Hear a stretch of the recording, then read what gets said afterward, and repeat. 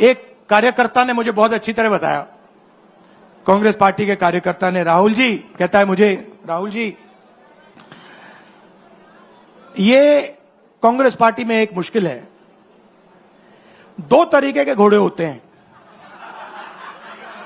एक रेस का घोड़ा होता है, दूसरा शादी का घोड़ा होता है। ये आप कभी कभी कांग्रेस पार्टी क्या करती है, रेस के घोड़े को शादी में भेज देती है और शादी के घोड़े को रेस में लगा देती है। तो उसने कहा ये आप बंद करा दीजिए, रेस के घोड़े को आप रेस दौड़ाइए और शादी के घोड़े को आप शादी में भेजिए। तो ये हमें गुजरात में करना है। जो रेस का घोड़ा है, जो तैयार है, दौड़ने के लिए तैयार है, उसको रेस में लगाना चाहिए। और जो हमारे शादी के घोड़े हैं, जो हैं